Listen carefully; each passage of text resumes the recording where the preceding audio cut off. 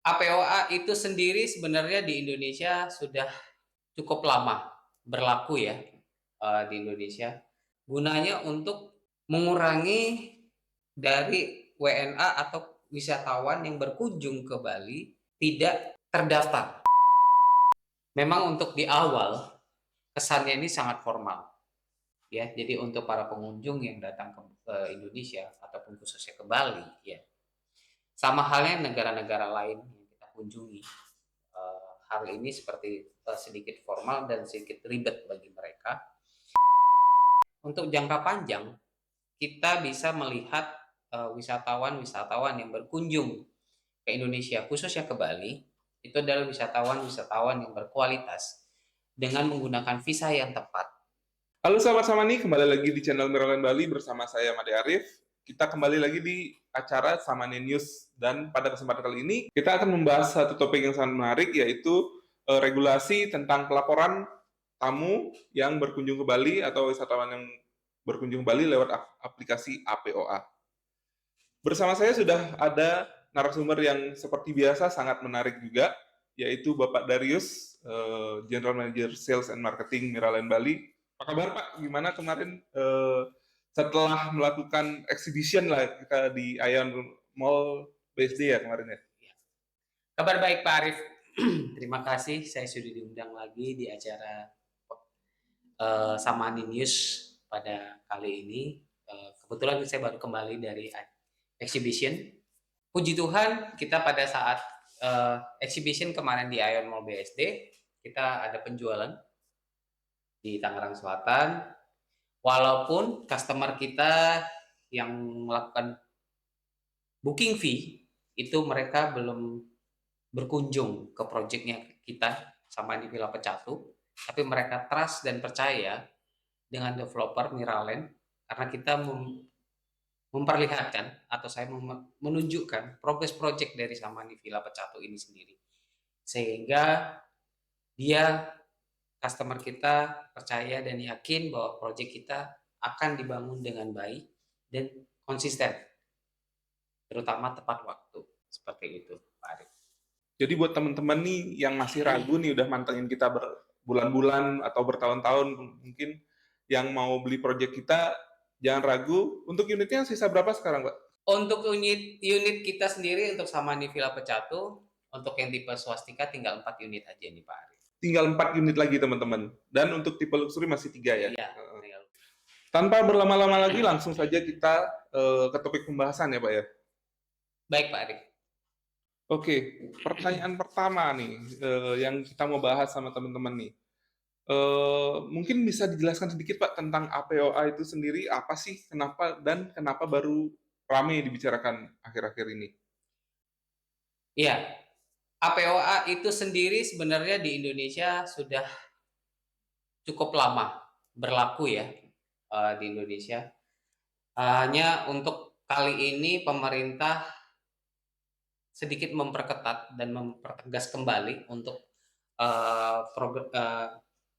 perencanaan untuk APOA ini. APOA ini adalah aplikasi pengawasan orang asing atau WNA yang berkunjung ke Indonesia, khususnya yang berkunjung ke Bali.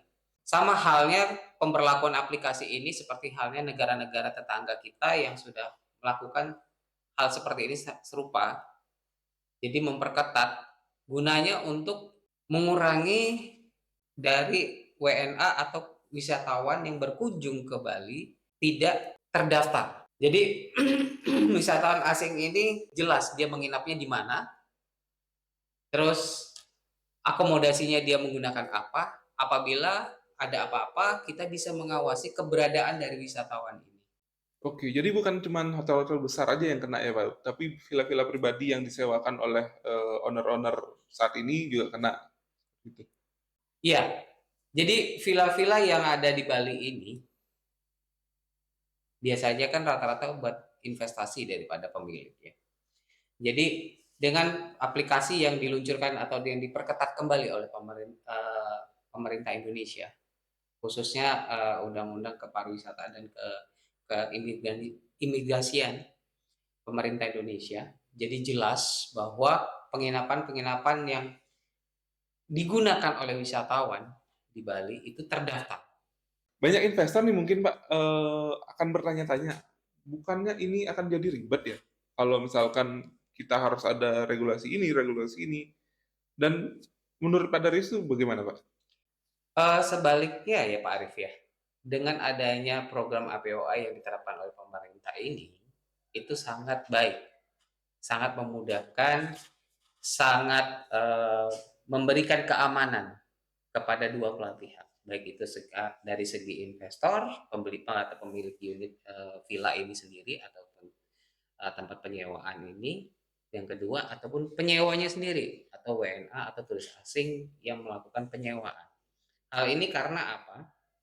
Apabila villa-villa yang sudah terdaftar di APOA, berarti kita sedikit kurang lebih memberikan kenyamanan, keamanan kepada penyewa atau WNA atau turis yang akan menyewa unit villanya tersebut.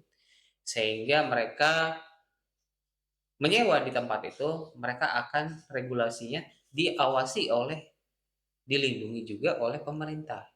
Jadi mereka aman, mereka menyewa di villa-villa ataupun di homestay atau guest house yang tetap aman. Untuk di Samani sendiri Pak, apakah udah disiapkan nanti untuk itu?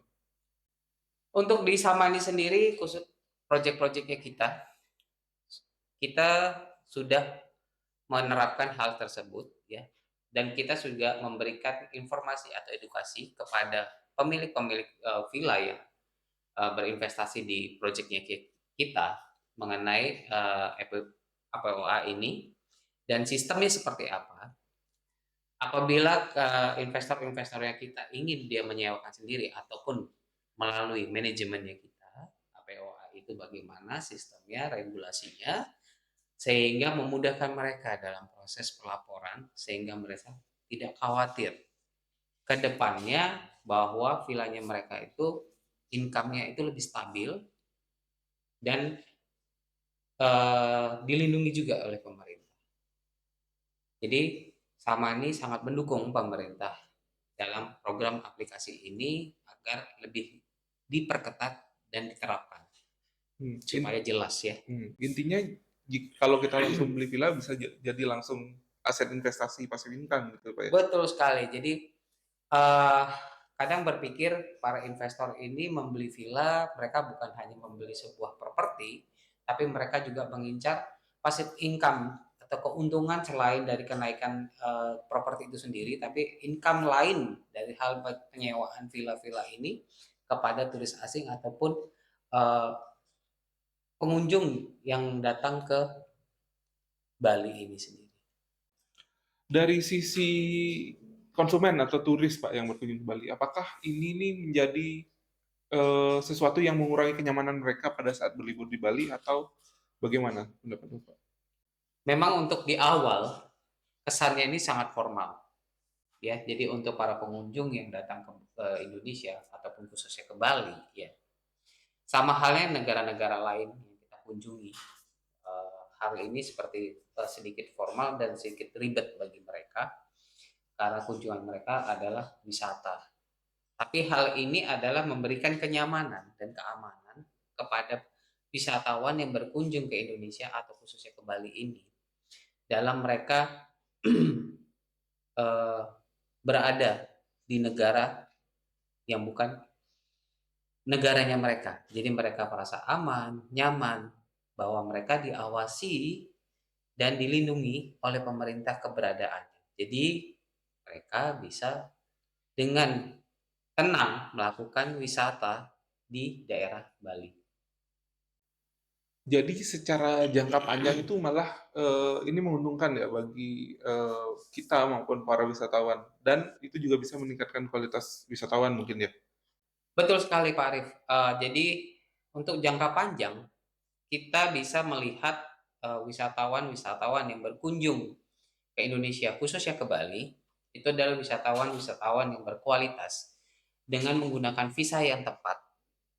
Kunjungannya dia, visa yang digunakan dia berkunjung ke Indonesia. Jadi kita memperoleh wisatawan yang memiliki visa yang bagus. Jadi tidak menggunakan penyalahgunaan visa itu sendiri. Jadi visa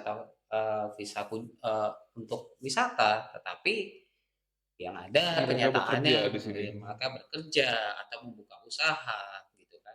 Hal ini yang sangat merugikan daripada masyarakat Indonesia, khususnya di Bali ini sendiri. Khususnya penduduk lokal yang struggling lah istilahnya di sini, Pak ya. Betul sekali Pak Arif, gitu kan. Jadi kita sangat mendukung program dari pemerintah lebih memperketat kembali penggunaan aplikasi ini supaya kita mengetahui regulasi ataupun kedatangan wisatawan ini kunjungannya seperti apa dan visa yang mereka gunakan itu untuk apa.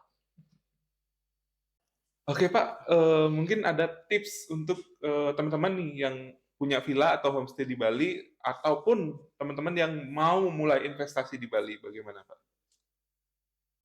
Baik Pak Arif, tipsnya adalah yang pertama bahwa properti yang kita miliki ini sudah memiliki izin usaha untuk akomodasi. Ya.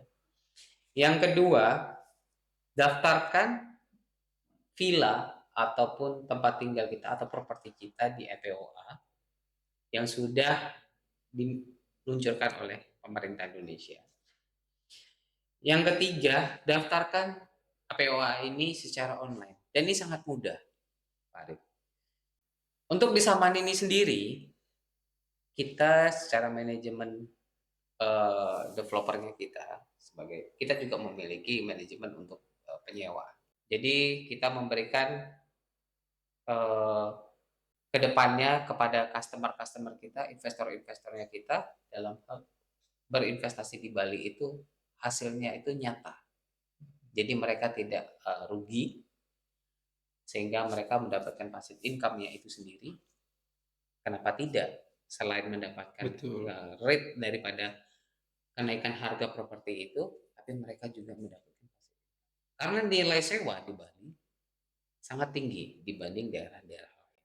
Bahkan termasuk yang tertinggi ya di Indonesia ya? Betul sekali Pak Arif. Wah, luar biasa sekali Pak informasi atau insight-insight yang kita bagikan nih ke teman-teman pada kesempatan kali ini mengenai regulasi atau APOA ini. Jadi intinya ini bukan penghalang ya Pak ya, tapi peluang asal kita tahu regulasinya dan cara mainnya, paham gitu Pak ya? Iya, betul sekali Pak Arif. Jadi ini hal yang menguntungkan sebenarnya bagi para investor ataupun pemilik properti yang di Bali dengan adanya APOA ini, sehingga memberikan keamanan, kenyamanan dalam mereka mendapatkan passive income-nya itu sendiri. Terima kasih sudah menyimak video ini sampai habis, dan jangan lupa untuk subscribe channel Miraland Bali dan kunjungi miraland.id untuk informasi lebih lanjut. Oke, see you on the next video.